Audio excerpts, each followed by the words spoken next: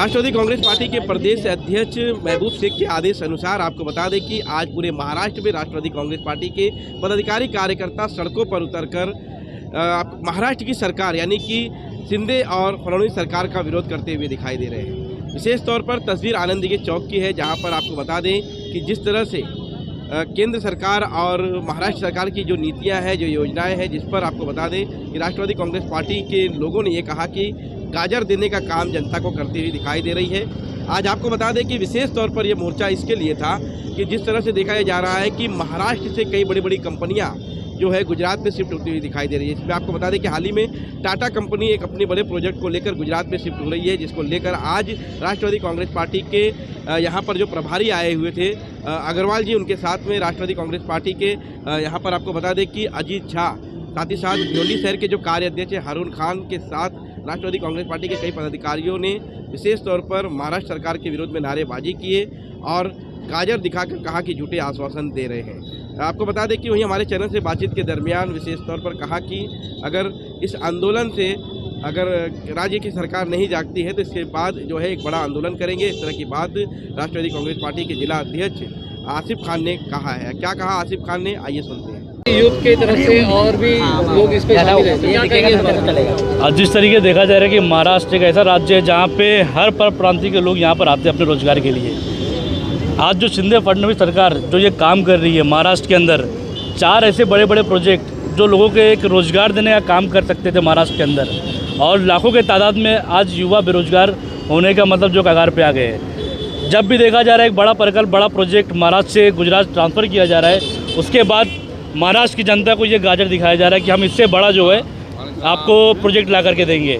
इससे पहले जो फॉक्सकॉन कंपनी थी वो प्रोजेक्ट जो है ट्रांसफ़र होने के बाद ये टाटा एयरबस आया, जिसमें जो है 22,000 करोड़ की ये कंपनी थी, और गुजरात में नागपुर में ये काम चालू था शिफ्टिंग का, लेकिन इसको गुजरात ट्रांसफ़र कर दिया गया।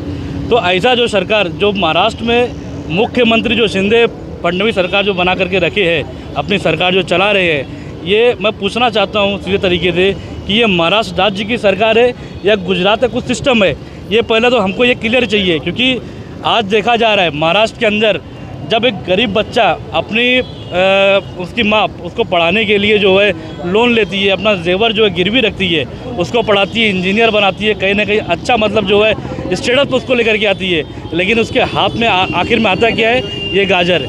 इसलिए हम ये आंदोलन के ज़रिए पूरे महाराष्ट्र के और अपने खास करके अपने भिवंडी शहर के लोगों को हम बताना चाहते हैं कि ये सरकार सिर्फ और सिर्फ लोगों के जो है उससे खिलवाड़ करती है, और इसलिए सरकार का हम निषेध व्यक्त करने के लिए आंदोलन कर रहे हैं। राष्ट्रवादी युवक कांग्रेस पार्टी की तरफ से अगर ये शिंदे फडणवीस सरकार आगे भी इस तरीके का काम करते रहे तो हम इससे बढ़ चढ़ करके इंशाल्लाह आगे जो है निषेध व्यक्त करते रहेंगे। इस आंदोलन का मकसद क्या और इस आंदोलन से हासिल क्या होगा?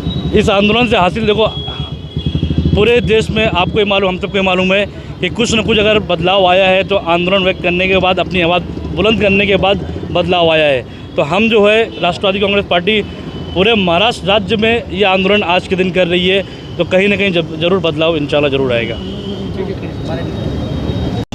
मैडम क्या कहेंगे आप, जिस तरह से आज आपकी पार्टी गाजर लेके सड़कों पे उतरी है, तो इसका क्या मकसद हो? गाजर उड़ाल होगा।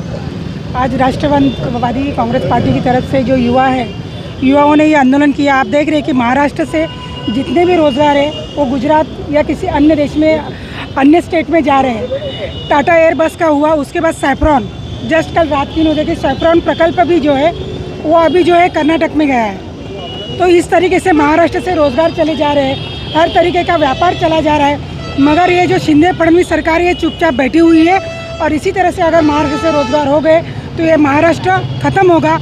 इसके लिए मैं आप सभी से गुजारिश करती हूँ कि इस सरकार की जो ये मनमानी चल रही है, इस पर अंकुश लगाने की कहीं ना कहीं ज़रूरत है। और इसीलिए आज राष्ट्रवादी कांग्रेस पार्टी भिवंडी शहर द्वारा ये आंदोलन यहाँ किया गया है कि ये सरकार ने युवकों को खाली गाजर दिया है, तो प्रतीकात्मक हम लोग गाजर नहीं, यहाँ गाजर आज बांटने वाले थे, मगर हम लोग पब्लिक को क्यों गाजर बांटे? ऑलरेडी मोदी ने जो है गाजर पब्लिक को दिखाया नहीं, खिलाया भी है और बांटा भी है।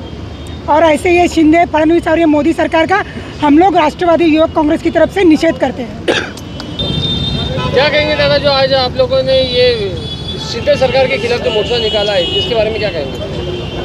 आज महाराष्ट्र का बच्चा इस चीज़ से वाकिफ़ है कि शिंदे और फडणवीस सरकार ये पूरी तरह फेल हो चुके हैं। जो उद्योग, जो भी इंडस्ट्रीज ये महाराष्ट्र में आनी थी, आज ये गुजरात को सौंपी जा चुकी है। शिंदे और फडणवीस सरकार ये टोटल फेल हो चुके हैं। महाराष्ट्र के आज बच्चे बच्चे को इस चीज़ का ज्ञान हो चुका है कि इनसे सरकार चलने वाली नहीं है।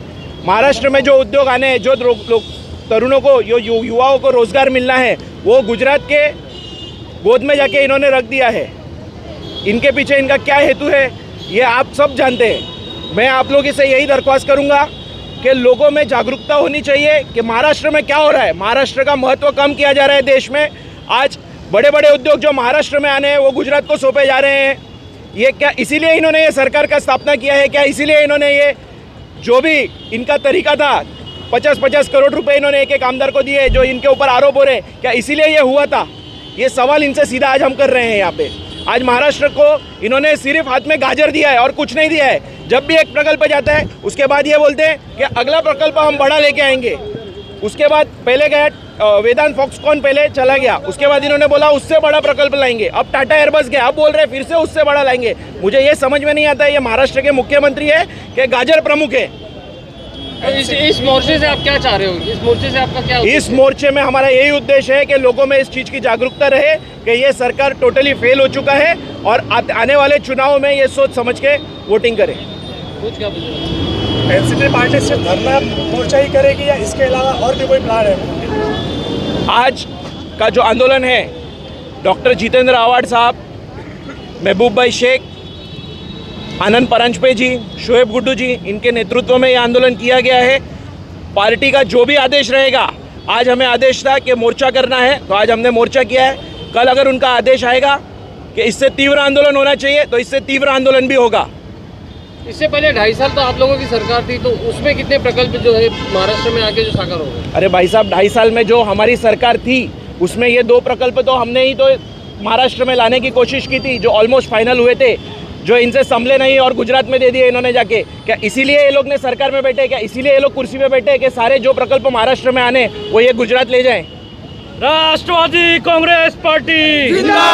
तो आपने देखा, ये थे राष्ट्रवादी कांग्रेस पार्टी के पदाधिकारी कार्यकर्ता, जिन्होंने अपने वक्तव्य में केंद्र सरकार के साथ में राज्य सरकार का विरोध किया और कहा कि अगर इसके बाद जो है मोदी सरकार या केंद्र सरकार इस पर एक्शन ना लेते हुए महाराष्ट्र की जनता को न्याय नहीं देती है, इसके बाद एक तीव्र आंदोलन यहाँ पर करेंगे। कैमरामैन महेश गुप्ता के साथ मैं संदीप कुमार।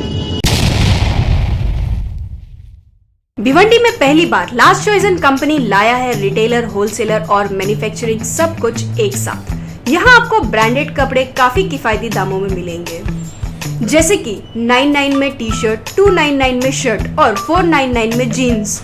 साथ ही आपको यहाँ पर ऑल्ट्रेशन बिल्कुल फ्री में करके दिया जाएगा। तो देर किस बात की, आप भी विजिट करें last choice company. Address supreme hotel, Dhamankar नाका, भिवंडी।